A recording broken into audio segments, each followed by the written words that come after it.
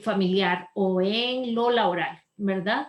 Entonces, imagínense lo que es haber vivido durante tantos años en 4 diferentes campos de concentración y las experiencias que él pudo tener, ¿verdad? Y entonces él escribió su obra maestra que se llamaba El hombre en busca de sentido. Y nos revelaba que independientemente de las circunstancias que estemos viviendo, la persona siempre puede escoger cómo lo quiere vivir, ¿verdad? Entonces leo la cita de Víctor Frankl que dice: las circunstancias externas pueden despojarnos de todo, menos de una cosa: la libertad de elegir cómo responder a esas circunstancias.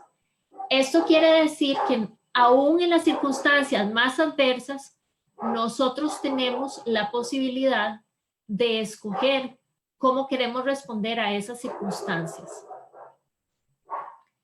Otra frase de Víctor Frankl dice: cuando ya no podemos cambiar una situación, tenemos el desafío de cambiarnos a nosotros mismos. Entonces, esto quiere decir que si nosotros estamos viviendo en una circunstancia difícil, complicada, que no está en nuestras manos cambiar, nosotros mismos podemos plantear un cambio para enfrentar esa situación desde una perspectiva diferente. Veo que están ingresando más comentarios. Julio, si nos puede comentar qué escriben los participantes. No, es que les estoy consultando si todos si todos nos escuchan. Ah, ok. Porque hay una persona que está teniendo problemas, pero yo ahorita lo soluciono con él. Ok, muy bien. Seguimos adelante entonces. Bueno, entonces la logoterapia nos plantea que tenemos la posibilidad de enfrentar la vida con una actitud positiva, ¿verdad? Entonces, por ejemplo, Víctor Frankl nos decía: sí a la vida a pesar de todo, ¿verdad? O sea, no importa qué estemos viviendo, hay que decirle sí a la vida. Entonces, volviendo a la historia de él y tratando de ponerse en sus zapatos, uno dice, bueno, qué difícil decirle sí a la vida en un campo de concentración, y él lo logró, y así fue como generó pues todo su aporte, digamos, con respecto a la logoterapia, ¿verdad? Entonces, a partir de aquí han surgido muchas investigaciones, muchos escritos, muchas posiciones diferentes que tienen que ver con la actitud positiva ante la vida. Y básicamente ahorita vamos a ver que en eso consiste la resiliencia, ¿verdad? Entonces, esa actitud positiva es decirle sí a la vida frente a cualquier circunstancia. Y la circunstancia que hoy estamos viviendo de la pandemia no llega a ser la excepción. Bueno, entonces, todos estos planteamientos de Víctor Frankl, ¿verdad? Estamos diciendo que él planteó su obra maestra durante el tiempo de la Segunda Guerra Mundial y posteriormente, ¿verdad? Muchos años después, décadas después, ya surgió el concepto de la resiliencia, ¿verdad? Entonces nos ubicamos como en los años 90. Y entonces aquí tenemos a Edith Grothberg, que nos define la resiliencia y nos dice: se le entiende como la capacidad del ser humano para hacer frente a las adversidades de la vida, superarlas y ser transformado positivamente por ellas, ¿verdad? Entonces esto está basado y es un replanteamiento de lo que Víctor Frankl nos decía muchos años antes, ¿verdad? Entonces la resiliencia consiste en que la persona, frente a una adversidad de la vida, decide superarla y buscar el lado positivo de esa adversidad. Entonces, muchas personas podrían decir, ¿cuál es el lado positivo que podemos ver frente a esta pandemia? Bueno, más adelante vamos a conversar sobre este tema. ¿Qué positivo nos está dejando toda esta experiencia que estamos viviendo? Estamos analizando el concepto de resiliencia porque, si bien es cierto, nuestro webinar se llama Organizaciones Resilientes en Tiempo de Crisis, las organizaciones están conformadas por personas y entonces, para que una organización sea resiliente, la persona debe ser resiliente también, ¿verdad? Entonces, una organización resiliente ocupa de personas fuertes, resilientes, que puedan hacer frente a esas adversidades que se les presentan. Ok, entonces seguimos con el concepto de resiliencia, ¿verdad? Es un conjunto de procesos sociales e intrapsíquicos que posibilitan tener una vida sana viviendo en un medio insano o en una situación adversa, ¿verdad? Entonces, estas personas que tienen una capacidad de resiliencia muy desarrollada son personas que a nivel social o psíquicamente han logrado buscar un equilibrio aunque estén en una situación complicada, difícil, en una situación de crisis como la que estamos viviendo hoy. Bueno, aquí les lanzo otras preguntas para que ustedes participen y nos den sus opiniones. ¿Podemos hablar en forma absoluta y global de la resiliencia o será que la resiliencia es relativa? O sea, ¿una persona es resiliente en todo momento, en todas las áreas de su vida? ¿O será que la persona es resiliente en determinado momento o en determinada área? ¿Qué piensan ustedes? Cuando hablamos de una persona resiliente, ¿esa persona será resiliente en todas las áreas de su vida?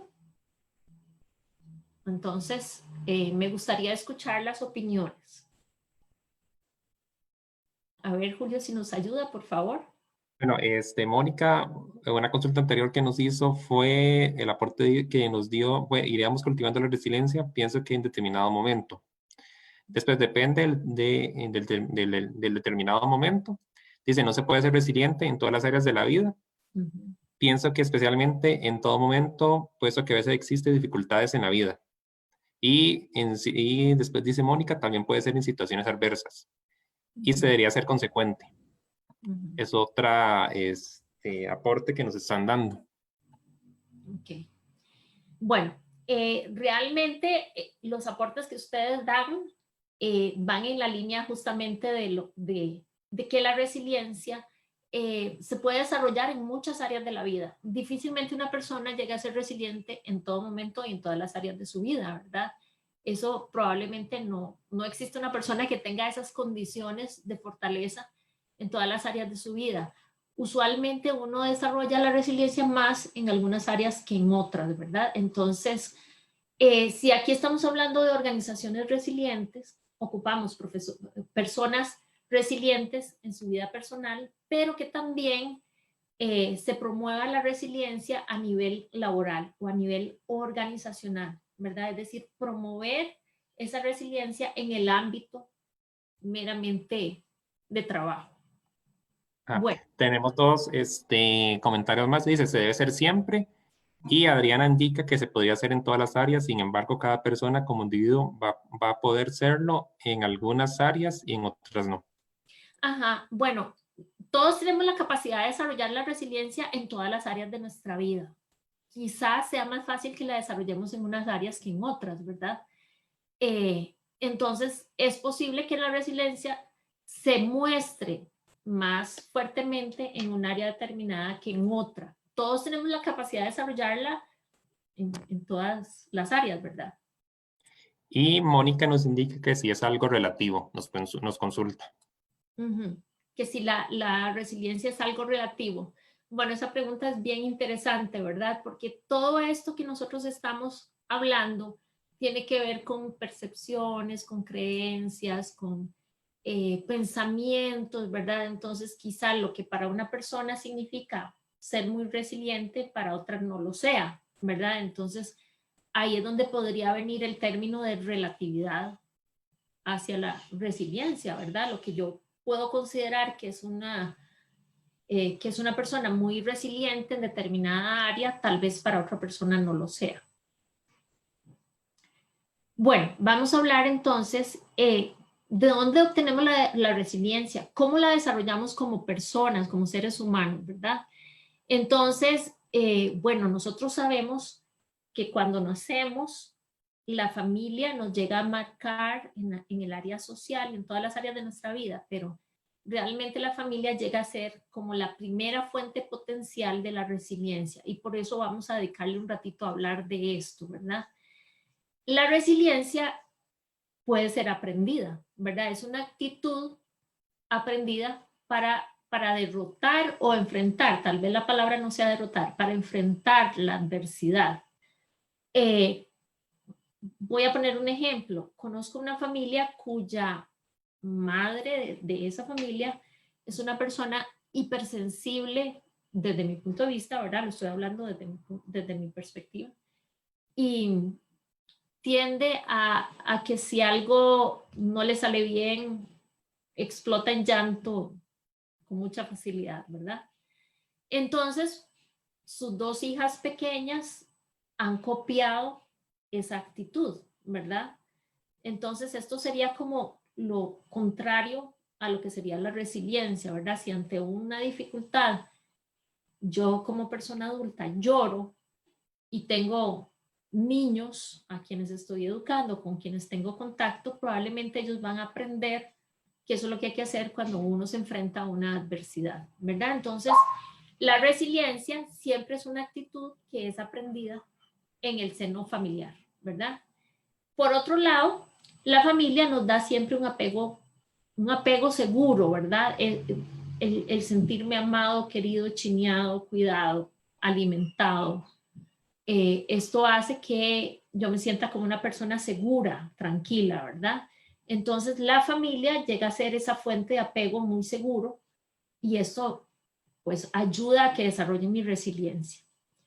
Entonces, definitivamente la familia tiene la gran responsabilidad de formar individuos resilientes. Doña Eugenia, nos están haciendo, bueno, aquí unos comentarios, dice, creo que la base fundamental de la resiliencia viene directamente de la familia porque es allí donde han formado nuestro carácter. Así es. Y nos indican que estaríamos afrontando la realidad de manera inmadura, poco profesional, al explotar y dejarnos dominar por la situación. Así es. Y si nosotros tenemos esa actitud ante una situación y explotamos, somos modeladores de la actitud de nuestros hijos e hijas, ¿verdad? En el caso de las personas que tienen familia.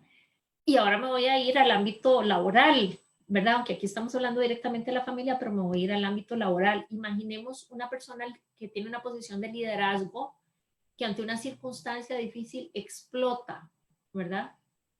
También modela la actitud de resiliencia en el resto de las personas colaboradoras de esa organización. Entonces, de igual forma, la resiliencia se espera que sea desarrollada y aplicada en toda su dimensión dentro de la familia, sobre todo quienes tienen las figuras de autoridad, y dentro de las organizaciones para quienes ocupan la posición de liderazgo. Ok, seguimos adelante. Bueno, la familia entonces es como el primer contacto para desarrollar nuestra resiliencia, pero resulta que más adelante, ya en la época tal vez del kinder o de la escuela y sobre todo en la adolescencia, esas relaciones y vínculos sociales que tengamos van a marcarnos de una manera positiva o negativa hacia la resiliencia, ¿verdad? Entonces aquí podemos decir que el barrio, la escuela, todo el vecindario, los amigos son fuentes potenciales de formación de resiliencia. O al contrario también, ¿verdad? Pertenecer a un grupo o a un equipo genera ese sentimiento de seguridad tan importante para la resiliencia y el apego en los primeros años de vida y el resto de la vida, ¿verdad? Nosotros siempre queremos tener un espacio en un grupo y ser reconocidos como parte importante de ese grupo, no solo en la familia, ¿verdad? Sino en nuestro trabajo, en las relaciones con amigos, ¿verdad? Esa sensación de seguridad, ese sentimiento de seguridad es sumamente importante. Entonces quiere decir que a través de todas las relaciones sociales que vamos teniendo, se va conformando la resiliencia. Eso igual pasa a nivel laboral, ¿verdad? En el contacto con otras personas y sobre todo con quienes ocupan la posición de liderazgo, se puede ir desarrollando la resiliencia. Ok, entonces, como estamos hablando de la familia, ¿qué factores protectores pueden hacer que una persona sea más resiliente en sus primeros años de formación? Bueno, la buena comunicación, ¿verdad? Entre todos, padre, madre, hijos, abuelo, ¿verdad? Porque ahora tenemos una diversidad de familias conformadas, entonces que haya una buena comunicación entre todos, que sea clara, directa, precisa y coherente, ¿verdad? El respeto por la individualidad y la autonomía, darle ese espacio a la persona para que pueda expresarse, que pueda decir cómo se siente, que pueda tomar sus propias decisiones, con la guía, por supuesto, cuando se es niño, de una persona adulta, ¿verdad? Pero el respeto por la individualidad y la autonomía son básicas para desarrollar la resiliencia. Por otro lado, también que la familia tome decisiones y busque soluciones a cada problema, ¿verdad? Esto forma una actitud resiliente en la persona. Entonces, algo que está ocurriendo ahora muchísimo en las familias, ¿verdad? Hay muchas familias que se han visto afectadas porque alguno de los miembros ha perdido el trabajo o ha entrado en el tema de la disminución de la jornada y va a tener menos recursos. Entonces, la persona que lo está viviendo lo debería socializar con la familia y tomar decisiones conjuntas a nivel familiar, ¿verdad? Bueno, ¿qué vamos a hacer ante esta nueva circunstancia? ¿Qué nuevos proyectos se nos ocurren? ¿Cómo podemos ahorrar recursos? ¿Verdad? Y así sucesivamente, buscando soluciones apropiadas para ese problema en particular. Doña Eugenia, aquí tenemos unos aportes. Uno que me hace Eileen, creo que en todo ámbito en los que uno se relaciona puede obtener una personalidad positiva como negativa. Siempre he relacionado que una persona puede elevar la autoestima como darnos percepción de negatividad por el contacto social y personal con las personas que compartimos. Y después doña Carmen nos indica que no comprendo para mí qué es la resiliencia. Si es hacer frente a alguna situación, pero usted dice que la resiliencia es parecido a una actitud. Entonces ahí ella tiene como una duda. Y Mónica dice, cuando adoptamos la resiliencia, la adaptamos a una actitud resiliente. Ok, definitivamente, haciendo un resumen de lo que ustedes han planteado, las relaciones sociales pueden impulsar la resiliencia o la pueden frenar, ¿verdad? La resiliencia es esa capacidad que tiene la persona para enfrentar una adversidad con una actitud positiva, ¿verdad? Estamos hablando en todo momento de una actitud positiva ante la vida, ¿verdad? Entonces es poder reconocer la adversidad que se me enfrenta, ¿verdad? Que la tengo al frente y poder decir, bueno, yo voy a enfrentar esto con la mejor de las actitudes, ¿verdad? Eso sería la resiliencia. Bueno, y otro factor protector de la familia para la resiliencia es tener una flexibilidad necesaria para adaptarse a las nuevas exigencias, ¿verdad? Por ejemplo, en este momento la flexibilidad que tenemos que tener es quedarnos en la casa, ¿verdad? Y aprender a convivir todos juntos por tanto tiempo. Uno de los temores que se tenía era que cuando el gobierno dijera todo el mundo en la casa, los índices de violencia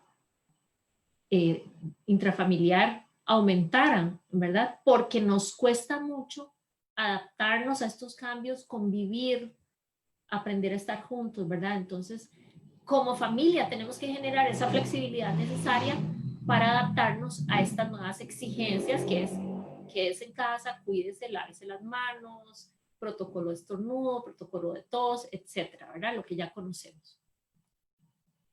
Ok, entonces ahora vamos a entrar a la parte de cómo ser resiliente, ¿verdad? Porque ya analizamos el concepto de la resiliencia, cuáles factores impulsan la resiliencia y cuáles más bien lo pueden retener, pero entonces, ¿cómo hacemos para ser resilientes?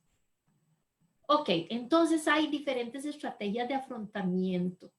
Aquí estamos hablando cómo hacemos para que la persona sea resiliente, porque acordémonos que las organizaciones resilientes están compuestas por personas resilientes. Claro, una organización resiliente tiene toda una filosofía que la respalda y que impulsa la resiliencia, pero no nos olvidemos que esas organizaciones están compuestas por personas resilientes. Entonces, si nosotros estamos en una posición de liderazgo y queremos que nuestra organización sea resiliente y nuestro equipo de trabajo no tiene desarrollada la resiliencia, bueno, aquí tenemos algunas estrategias para para acrecentar o afirmar la resiliencia, ¿verdad? Para crecer en esa área. Y si nosotros sentimos que no somos resilientes en una o varias áreas de nuestra vida, aquí tenemos algunas estrategias de afrontamiento. Entonces, bueno, todos sabemos cuál es la circunstancia adversa a la que nos encontramos hoy en día. Entonces, vamos a hablar de esas estrategias que nos van a ayudar a enfrentar esta situación, ¿verdad?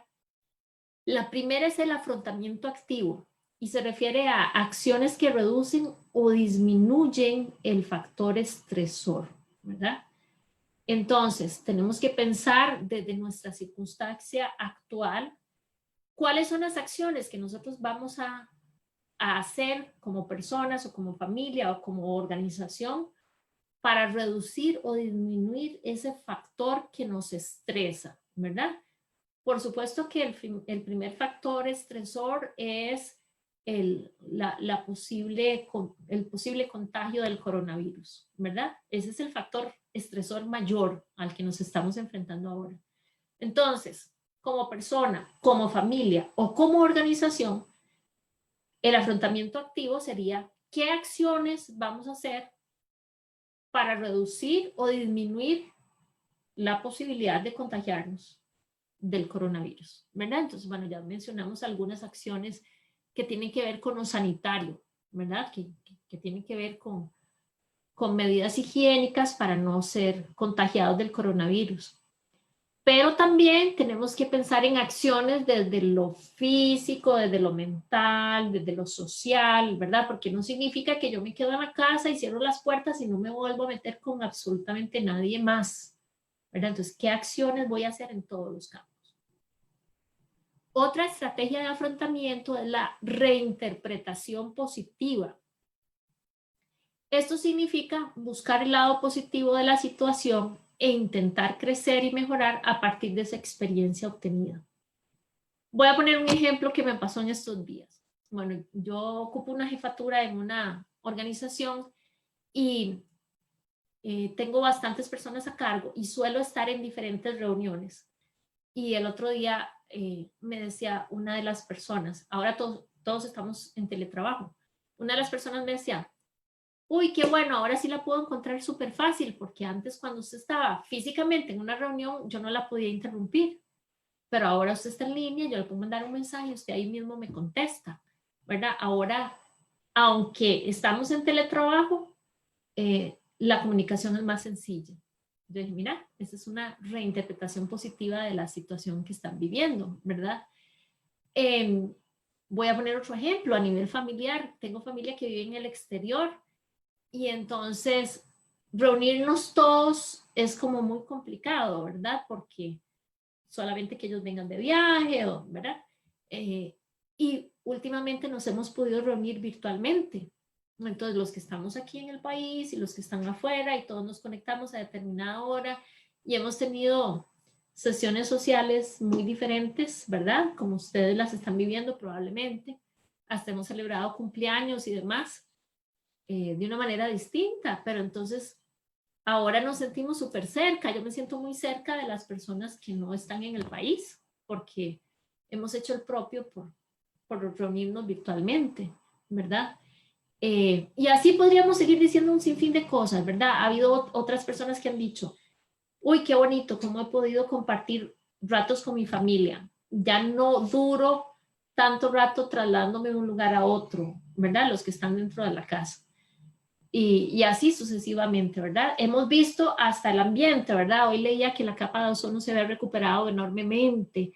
Las especies animales que han salido de su hábitat y andan con más libertad. Bueno, podríamos ver completamente un lado positivo de la situación que estamos viviendo, que no significa negar que estamos ante una adversidad, ¿verdad? O sea, ahí está el coronavirus, hay que tenerle cuidado, hay que aplicar todos los protocolos, pero a pesar de que eso está ahí, yo lo estoy interpretando desde lo positivo. ¿Qué puedo aprender de aquí?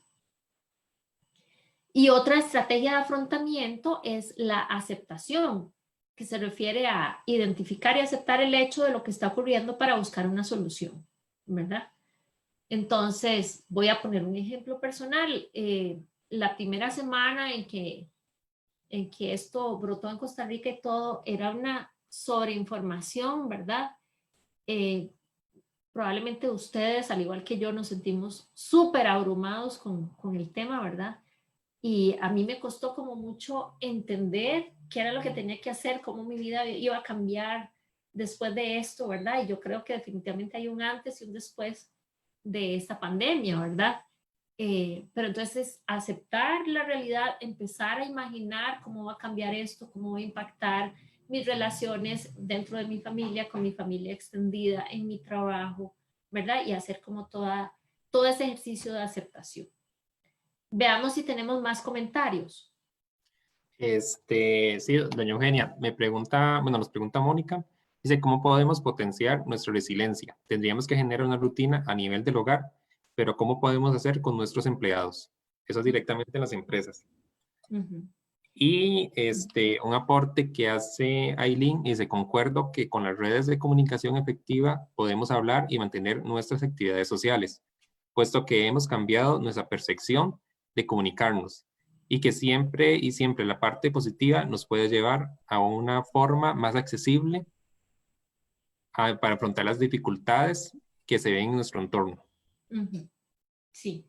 Bueno, con respecto a las estrategias de afrontamiento a nivel organizacional, después, dentro de unos minutitos, vamos a hablar específicamente de esta parte, ¿verdad? Vamos a entrar bueno, sí, ya vimos cómo se va a desarrollar la resiliencia a nivel personal y cómo lo llevamos a nivel organizacional. Entonces, creo que fue Mónica la que hizo esa consulta. Lo vamos a retomar cuando estemos en ese tema. Y concuerdo con los otros comentarios que hicieron las demás personas. Ok, continuamos. Otra estrategia de afrontamiento, y eso es como muy tico, ¿verdad? Es el humor, es hacer bromas sobre el factor estresor. Yo he visto todo tipo de reacciones con respecto a esto, ¿verdad? Gente que se enoja y que dice que insensibles. Claro, estamos hablando del humor sin ofender, ¿verdad? Pero esta es una forma de disminuir la tensión que nos genera el factor estresor, ¿verdad? Esto nos hace una especie de higiene mental ante la situación que estamos viviendo, ¿verdad? Digo que esto es muy propio del tico porque en otros lugares, digamos, hacer esto probablemente tenga una connotación muy diferente, ¿verdad? Como de insensibilidad o de otro tipo de connotación no positivo, ¿verdad? Pero en nuestro contexto, esta es una forma de trabajar con el factor estresor y hacerle frente. Bueno, hay otras estrategias también, como son la meditación, yoga, relajación, ejercicios de atención plena. Son súper efectivos, ¿verdad? Ante situaciones de estrés y ayudan realmente a atravesar estos momentos de dificultad. Los ejercicios de atención plena nos llevan, por ejemplo, a tomar conciencia de nuestra respiración, del latir de nuestro corazón, enfocarnos en un solo elemento y darle toda la atención y concentración a ese elemento, ¿verdad? Al igual que la meditación, la yoga, la relajación, nos llevan realmente a dejar de lado en algún momento el factor estresor y volver a tomar control de nuestra mente, de nuestro cuerpo, tomar conciencia de quiénes realmente somos y no permitir que esos sentimientos o emociones se sobredimensionen y nos lleven a un estrés tal que inclusive nuestro cuerpo se ve afectado, ¿verdad? Entonces, esto es algo que realmente lo deberíamos practicar a diario para llevar nuestros cuerpos, mentes, ¿verdad? A estados de relajación. Por supuesto que la espiritualidad, y aquí con las creencias que ustedes puedan tener, la parte espiritual, darle la importancia a ese desarrollo espiritual es realmente muy importante en estos momentos, digamos, de situaciones adversas, ¿verdad? Desde la logoterapia, que es algo que yo les había mencionado, la espiritualidad significa el darle sentido a mi vida, ¿verdad? Entonces uno podría decir, ¿cómo puedo buscar yo el sentido de mi vida en una situación tan complicada? Bueno, ¿cuál es el sentido de mi vida ante la situación que estoy viviendo, ¿verdad? Cómo yo puedo realizarme y aportar al desarrollo de otras personas en medio de la circunstancia que estoy viviendo.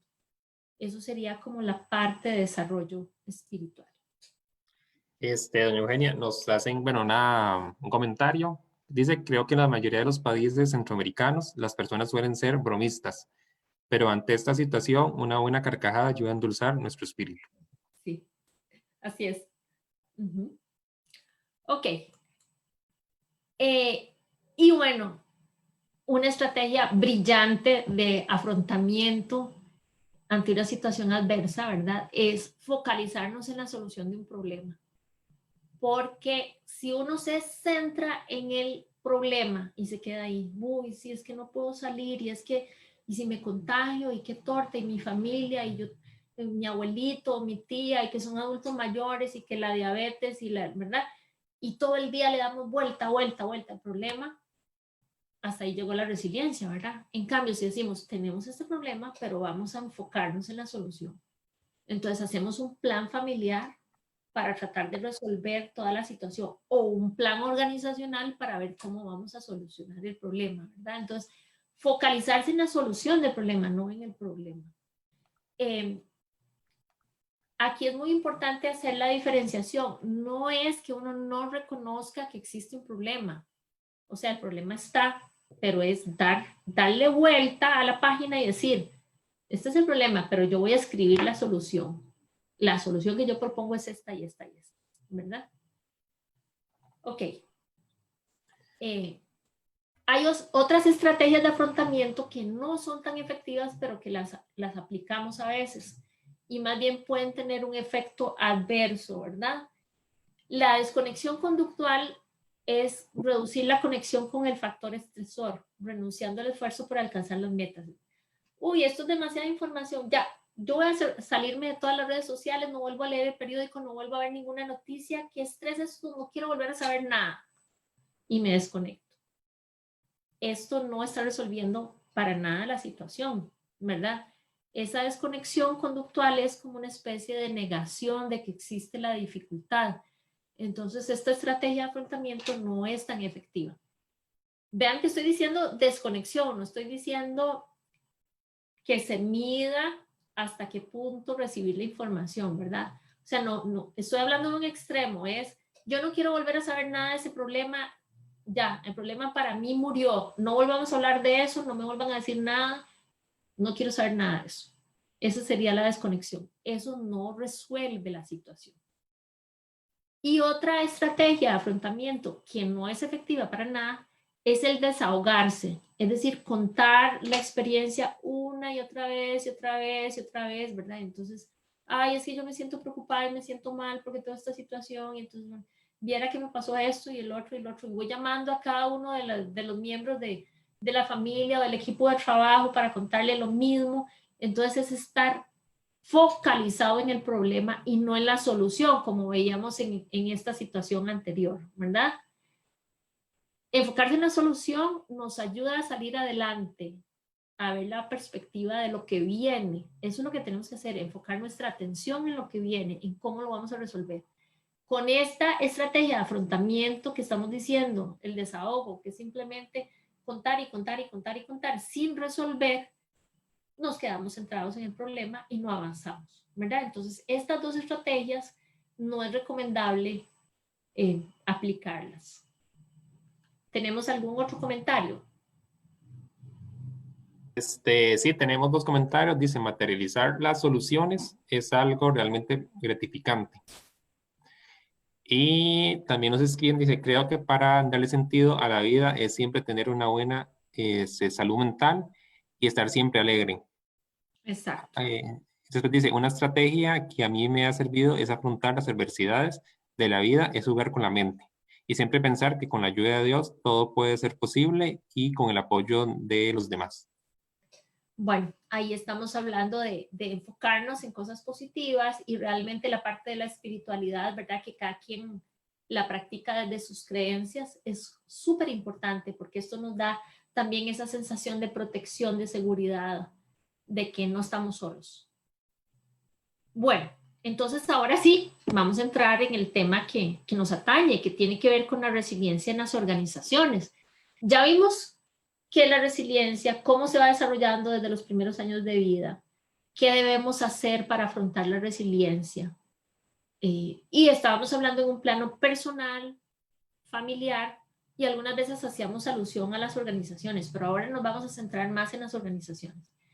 Decíamos al inicio que una organización resiliente debe tener personas resilientes, ¿verdad? Entonces, no pretendamos que nuestra organización sea resiliente de hoy para mañana si nosotros no hemos promovido espacios donde la persona aprenda estas estrategias de afrontamiento, ¿verdad? Entonces, quiere decir que deberíamos invertir en, en en una especie de aprendizaje organizacional para llevar a nuestro equipo de trabajo hacia el aprendizaje, el desarrollo, la mejoría, el crecimiento de la resiliencia, ¿verdad? Entonces vamos a ver qué podemos hacer a nivel organizacional.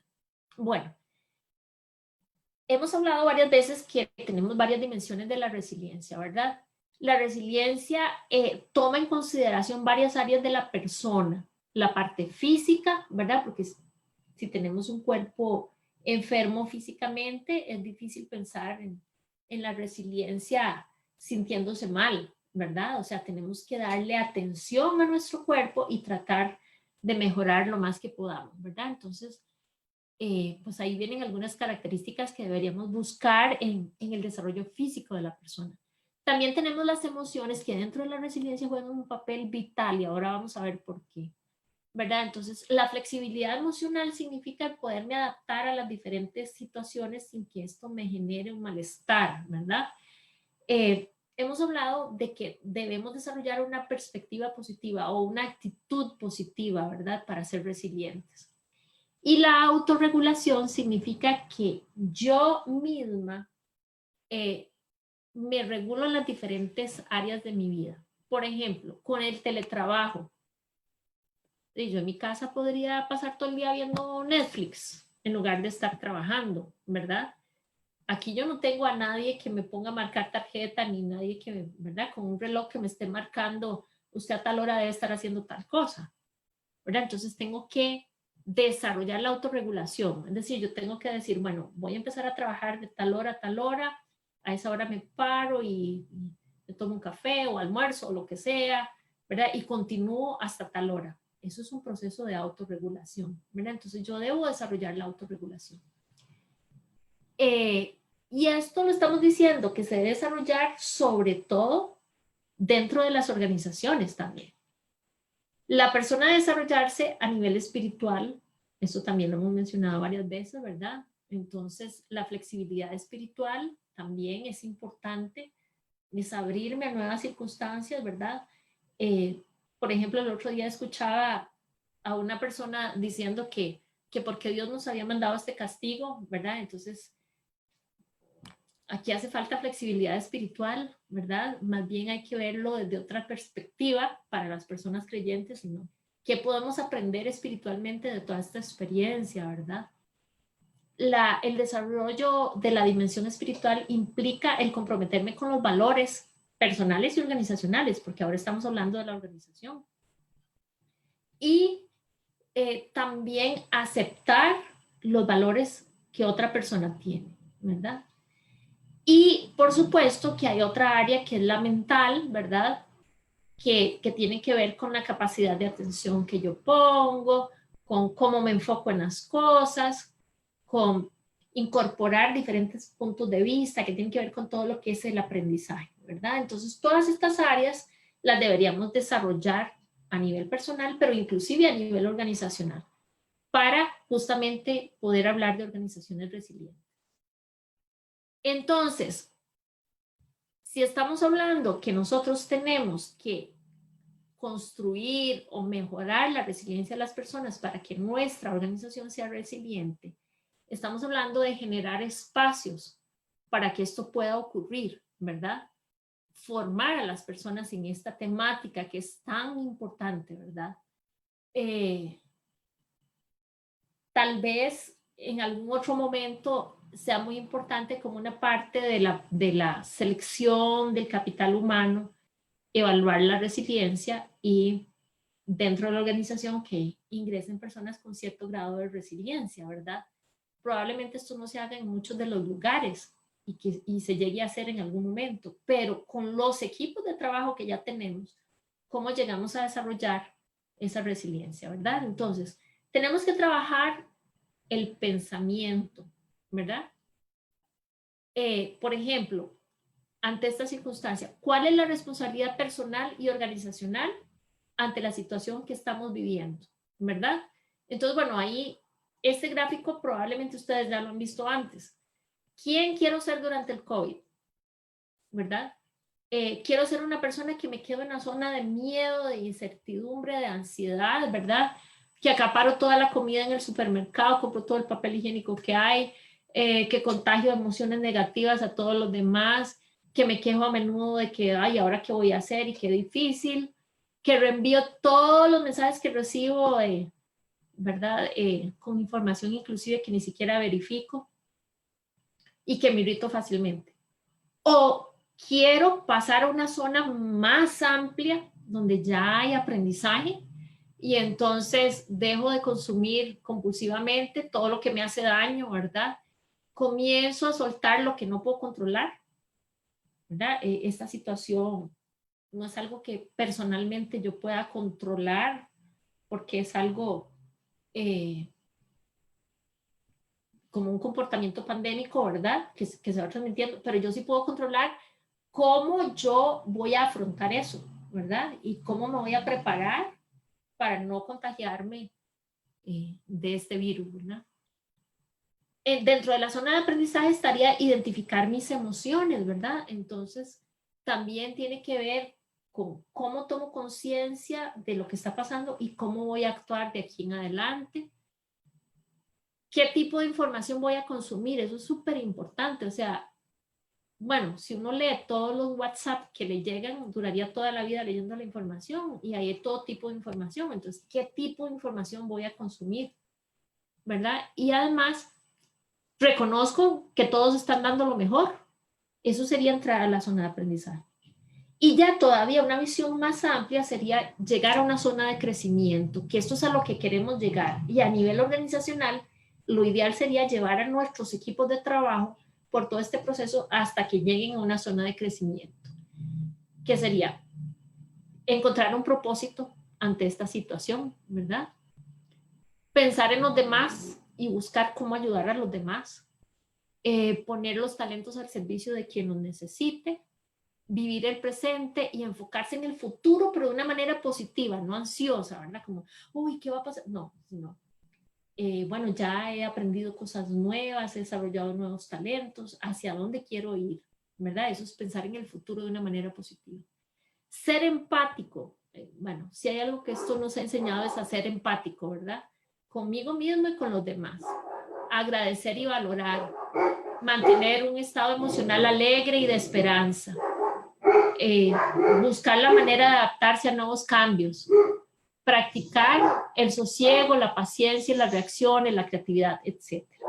¿Verdad? Entonces, vamos a ver si hay alguna otra participación que quiera hablarnos sobre este proceso de construcción de la resiliencia.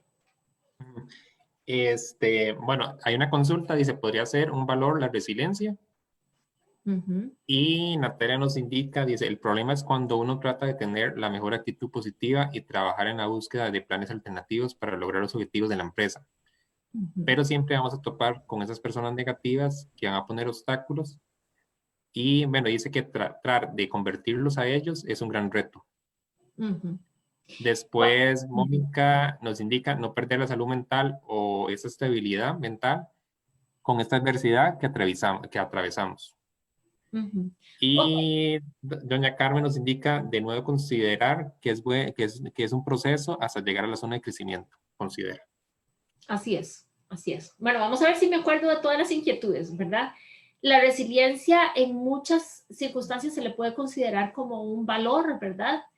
Sin embargo, algunas de las definiciones la describen como una capacidad para hacerle frente a las situaciones adversas, pero podríamos decir también que es un valor.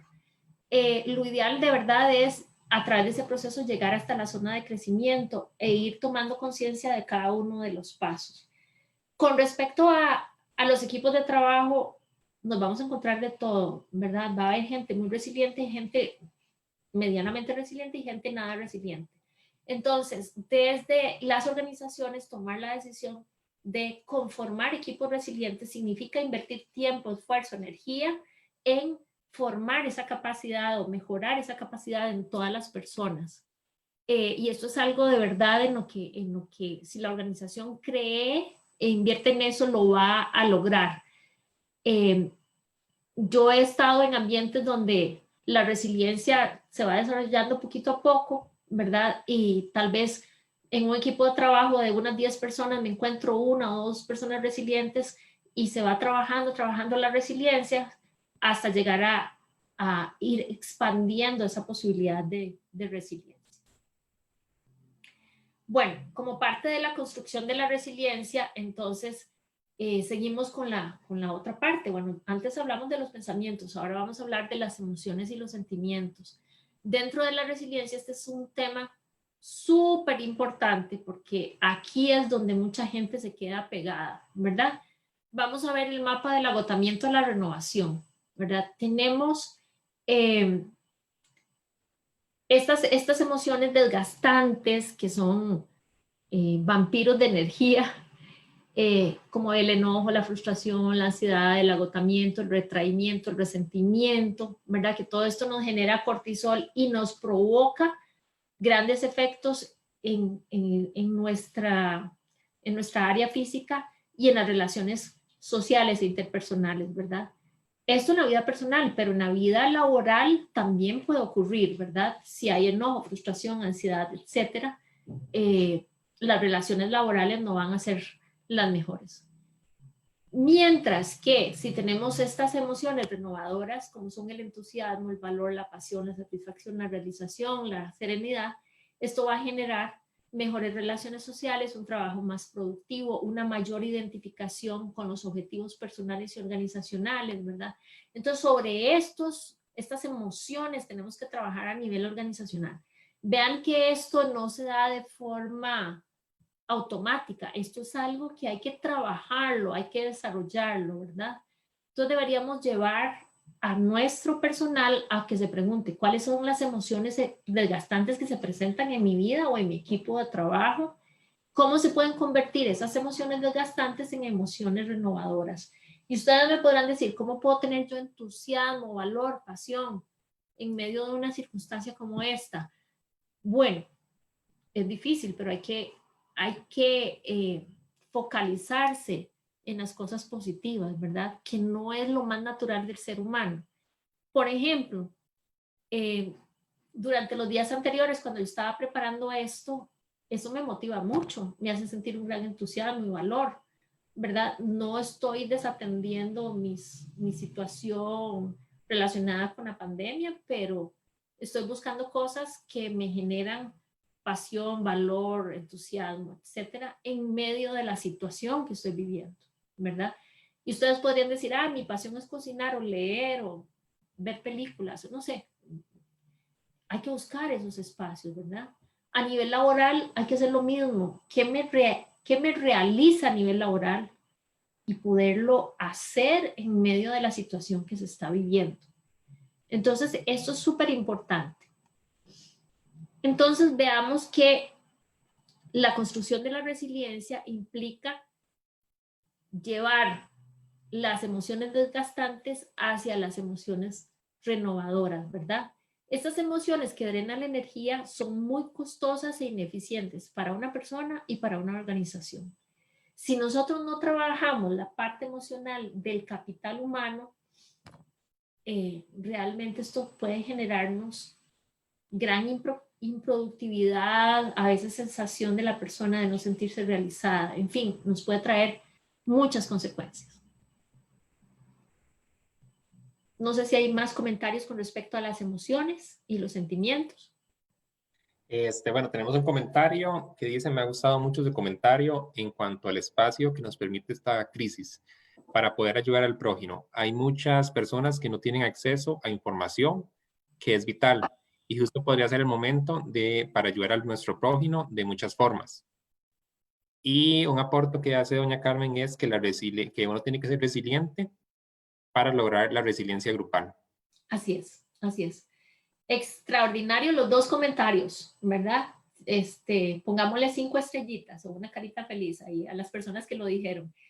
Realmente toda esta situación nos enseña a ser solidarios, a ayudar a las otras personas, ¿verdad? Esto puede ser parte importantísima de nuestra autorrealización. Y en un trabajo tiene que haber autorrealización, ¿verdad? Si yo estoy en una organización y estoy realizando un trabajo, pero lo hago de mala gana, no voy a ser productiva. Dentro del trabajo tiene que haber autorrealización, entonces llevar a las personas a esa autorrealización es muy importante. Y si esa autorrealización además está acompañada de un servicio a los demás, es extraordinario. Yo no puedo ser resiliente, al revés, no puedo tener una organización resiliente si yo no soy resiliente, ¿verdad? Es decir, toda organización resiliente tiene personas resilientes. Entonces, invirtamos en eso. Bueno, el tercer punto para la construcción de la resiliencia tiene que ver con las acciones y comportamientos, ¿verdad? Entonces, por aquí venía una intervención que hubo al principio, ya no recuerdo quién la hizo, que hablaba de establecer rutinas diarias que incluyan acciones de bienestar, ¿verdad? Por ejemplo, en este mismo espacio en el que yo estoy, he estado haciendo teletrabajo por 2 semanas y le dedico aproximadamente 10 horas al día, ¿verdad? Entonces, llega el momento donde uno dice, oh, necesito hacer algo de bienestar dentro de estas 4 paredes, ¿verdad? No estaba acostumbrada a eso. Entonces, bueno, por ahí de vez en cuando escucho música bonita, leo un pensamiento que me gusta, hablo con alguien, ¿verdad? Algo que me permita, dentro de las mismas circunstancias que estoy, hacer algo que promueva mi bienestar. Las rutinas diarias deberían incluir relaciones sociales, compartir con otras personas, también la parte de ejercicio físico, etcétera, ¿verdad? Las acciones también tienen que enfocarse hacia el futuro, pero con una visión positiva, no con una visión de angustia e incertidumbre de, uy, no, las próximas semanas van a ser todavía más duras. No, esos pensamientos no nos ayudan en nada, ¿verdad? Es vivir el hoy pensando en el futuro, ¿verdad? Si sabemos que viene una situación económica complicada, ¿qué puedo hacer hoy para prepararme para las semanas que vienen? Pero sin angustia, ¿verdad? Con una visión positiva. ¿Verdad? ¿Cómo puedo utilizar los recursos que tengo de la mejor forma sin hacer gastos excesivos, por ejemplo, ¿verdad?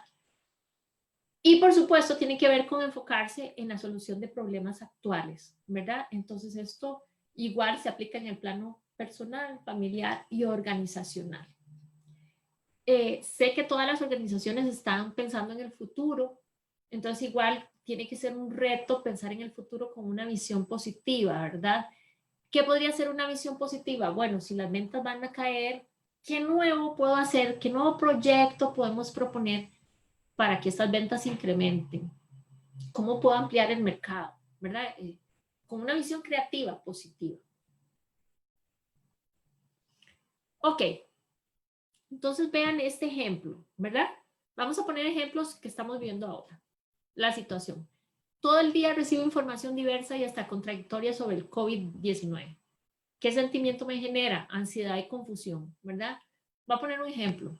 Que sí, que se ponga la mascarilla porque, ¿verdad? En la parte respiratoria. No, la mascarilla no sirve de nada. Y entonces uno dice, a mí me pasó el fin de semana, iba a ir al supermercado, se me habían acabado las cosas, y yo decía, ¿me pongo guantes? No me pongo guantes, voy con mascarilla, no, ¿verdad? Porque había leído de todo y unos decían que sí, otros decían que no. Entonces, ansiedad, confusión, ¿verdad? Entonces, ¿cuál es la solución propuesta? Voy a seleccionar fuentes confiables y determino un espacio al día para informarme. No paso todo el día pegada a las noticias porque me trastorno, ¿verdad? Otra situación. Duermo pocas horas al día desde que inició la pandemia. ¿Cuál es el sentimiento? Preocupación, incertidumbre, cansancio. Solución actual, nuevamente, regular la cantidad de información que consumo, prepararme para enfrentar la situación, cambiar y reiniciar. Reiniciar es como cuando ustedes apagan una computadora, ¿verdad? Y vuelve a arrancar. Eso deberíamos hacer nosotros. porque si no vamos acumulando estrés y ya después el cuerpo no aguanta, ¿verdad? Y enfocar mi atención en el bienestar. Comer saludable, hacer ejercicios, tener una vida social diferente pero saludable, ¿verdad? Enfocarme en el bienestar. Y la última situación, no sé qué nos espera en el futuro próximo. Sentimiento, incertidumbre, miedo, ansiedad. Eso es ver el futuro de una manera negativa. Uy, Dios, lo que me espera o lo que nos espera, ¿verdad? La situación o la solución, ver la situación como una oportunidad de crecimiento, de aprendizaje para nuevos proyectos, ¿verdad? Entonces ahí tenemos ejemplos de cómo tenemos que deconstruir lo que veníamos haciendo y construir o reconstruir con una nueva visión todo. ¿Más comentarios? Ok, dos comentarios. Doña Carmen nos indica que si, bueno, escuchó una frase que indica, si uno no puede salir a pescar, puedo dedicarme a revisar mis redes para cuando pueda empezar nuevamente a pescar, tengo una red más fuerte. Exactamente, exactamente, exacto. Y dice, bueno, un aporte, no nos salgamos de grupos de WhatsApp que envía información, bueno, más bien sería que nos salgamos de información de grupos de WhatsApp que envían información dudosa. Invitemos a nuestros amigos a compartir y a apoyarse de información fiable. Es lo que hice con mi grupo en la universidad. Ajá. Yo hice lo mismo, ¿verdad? Porque entonces posteaban todo tipo de información. Entonces, por ejemplo, tengo un grupo de excompañeras de colegio muy amplio y entonces hice la invitación a postear información fidedigna o positiva. Y ha ido cambiando, ¿verdad? Esa es una buena alternativa, ¿verdad? Ya decíamos que la desconexión no es la solución, como decir, ay, no, no quiero oír nada, ya me voy a salir de todo. Esa no es la solución, es invitar a la gente a que tenga una perspectiva diferente, positiva, igual que nosotros estamos haciendo. Bueno, entonces aquí tenemos el círculo de la construcción de la resiliencia, ¿verdad? Primero debemos generar resistencia para absorber los shocks, ¿verdad? La resistencia que tuvimos cuando escuchamos por primera vez esto y que venía para nuestra tierra, ¿verdad? Prepararnos para minimizar los daños y costos de la crisis, recuperar nuestro estado antes de la crisis, nuestro estado emocional, nuestro estado de salud, nuestro estado en todo sentido, ¿verdad? Adaptarnos para responder mejor ante situaciones futuras y transformarnos para superar las adversidades. Ese es el círculo, digamos, de la resiliencia. En síntesis, todo el proceso de resiliencia es aceptar la realidad, adaptarnos al nuevo cambio y aprender, ¿verdad? Ahí está la visión positiva, en aprender, en generar nuevas formas de ver la realidad, en construir, en esa zona de crecimiento que decíamos anteriormente. Y si somos líderes, llevar a nuestra organización eso mismo, aceptar que, bueno, puede ser que hay un impacto económico. Entonces, ¿cómo nos vamos a adaptar a nuevas formas y qué propuestas vamos a hacer? ¿Qué hemos aprendido de esto? ¿Verdad? Y ahí va el círculo. A eso tenemos que ir. Bueno, esta es una reflexión. Si en este periodo de aislamiento usted no se ha enfocado en la lectura de un nuevo libro, el desarrollo de una nueva habilidad, el planteamiento de un nuevo negocio o proyecto, la adquisición de un nuevo conocimiento, el fortalecimiento de las relaciones con los seres queridos, es posible que usted se haya enfocado en el problema que está viviendo y no en los nuevos aprendizajes que se pueden obtener a partir de esta experiencia, ¿verdad? Entonces, si tenemos más tiempo disponible, aprovechémoslo para desarrollar todo eso con el tiempo que no tenemos regularmente.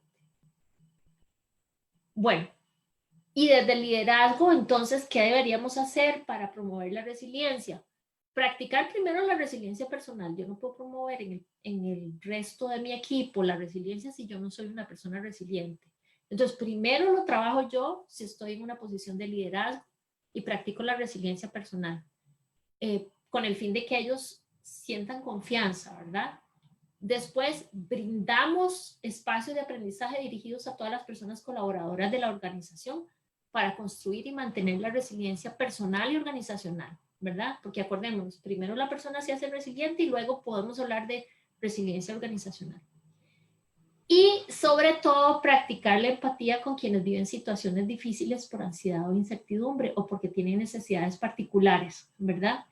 Entonces, la persona líder debería ser empática con esas personas. Ok. Y bueno, quisiera saber si antes de poner un videito corto, ustedes tienen algún comentario. Bueno, hay un comentario de Mónica dice, acerca de los grupos de WhatsApp. Dice, creo que hay que mantener esos grupos a raya e informar a través de los mismos, que dejen el spam masivo para ayudar a concientizar. Exacto. Y hasta el momento sería el último aporte que tenemos. Ok, voy a cerrar entonces este espacio tan rico de compartir experiencias, ¿verdad? Y voy a poner un video que tiene que ver con una situación muy parecida anteriormente, que fue la peste antonina. Vamos a escucharlo. Déjame contarte una historia real. Los expertos dicen que empezó en el Oriente, incluso otros dicen que fue en China, y se esparció por todo el mundo. Y había pánico en las calles, y los gobiernos no sabían qué hacer, y empezaron a cancelar eventos, festivales, reuniones, y la economía se derrumbó. Y las personas se dieron cuenta de su propia fragilidad. ¿Te suena familiar esta historia? Te acabo de narrar un poquito de lo que fue la peste antonina, una pandemia que atacó el Imperio Romano en el año 165 después de Cristo. Y esta pandemia lo que hizo fue que asesinó entre 10 y 18 millones de personas. Si nos damos cuenta, ya hemos vivido esto. Y a mí lo que se me hace bien interesante es que, ¿qué fue lo que hizo el emperador Marco Aurelio en ese tiempo? En lo personal hubo 3 cosas que a mí me inspiraron muchísimo. Lo primero que hizo es que reunió un equipo de gente súper capaz y los escuchó y los empoderó a tomar grandes decisiones.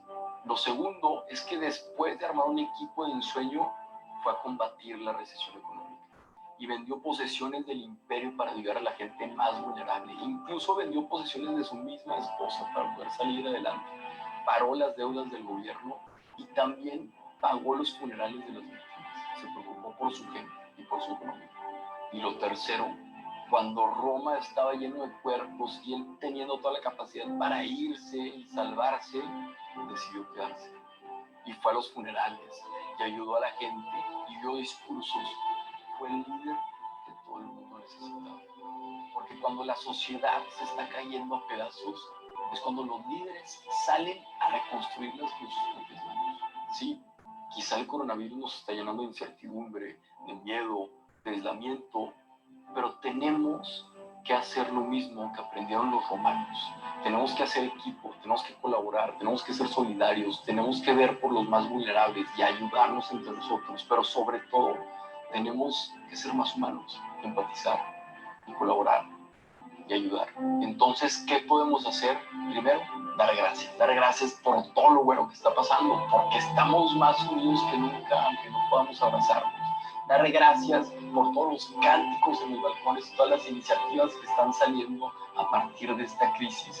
Y dar gracias porque nos estamos preocupando por nuestros mayores. Pero tenemos que formarnos, tenemos que investigar más a fondo, tenemos que ver las fuentes oficiales y tenemos que formarnos para poder ayudarnos más. Y eso es lo más importante, el actuar. Tenemos que ver qué podemos controlar y qué no podemos controlar. Y así hacer lo mejor que podamos con lo que tengamos. Pero sobre todo, tenemos que ser esa persona que nuestro prójimo necesita.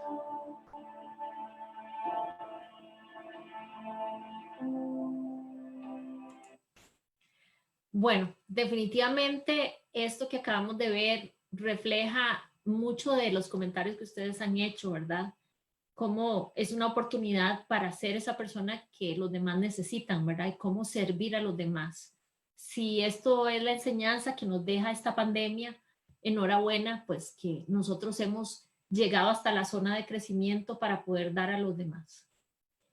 Ya para finalizar, yo los quiero invitar a que sigan el Instituto Víctor Franklin de Costa Rica, que se enfoca en lo que es la logoterapia.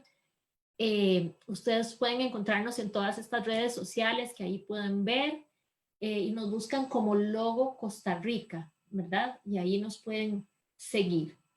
Y finalmente, Aquí les puedo compartir mi correo electrónico, mi teléfono, por si ustedes quieren contactarme para cualquier comentario que quieran hacer, cualquier duda que tengan o en algo que ustedes consideren que yo les puedo servir.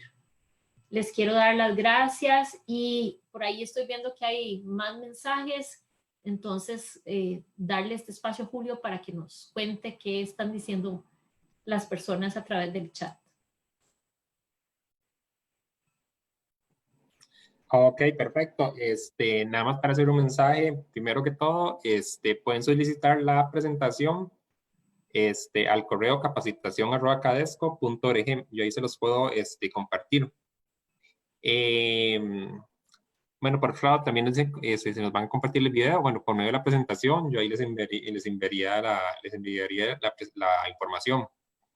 Y Carmen nos dice un comentario, ayer mi hija me preguntó, mami, ¿qué vas a hacer de primero cuando esto pase? Y le dije, reunirnos y abrazarnos, los hijos y los hermanos. Qué lindo. Después dice, hizo muy corto este rato y ese tema tan interesante. Perfecto, lo sigo en las redes sociales. Y después dice, excelente, muchas gracias y muchos comentarios de felicitación. Y dice, muchas gracias, doctora Eugenia, excelente charla y mensaje. Muy esperanzador y nos llena de motivación para seguir adelante pensando en un futuro mejor. Bueno, de verdad que les agradezco muchísimo la atención y para mí ha sido súper bonito los mensajes que me comparten hoy, me llenan de mucha alegría en medio de esta situación. Estoy para servirles en lo que quieran, me pueden contactar y con mucho gusto podemos seguir conversando. Chao, muchas gracias. Bueno, agradecerle a doña Eugenia por por el webinar del día de hoy y muy agradecidos con cada una de la participación de las personas que se conectaron.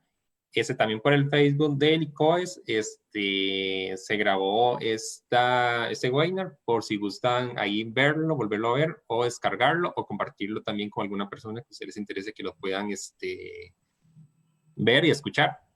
Y muchas gracias. También comentarles que el día de mañana tenemos un webinar sobre la suspensión de los contratos laborales a partir de las 9 de la mañana. Cualquier consulta o si quieren conectarse, ustedes me pueden escribir al correo capacitación@cadesco.org para que se puedan conectar. O bien por medio de la página del Instituto de Comercio Exterior, ICOES, que se encuentra en Facebook. Ahí también pueden descargar el video porque aquí me están consultando. Perfecto, entonces de esta manera damos por finalizado el webinar. Muchas gracias y que tengan una buena tarde.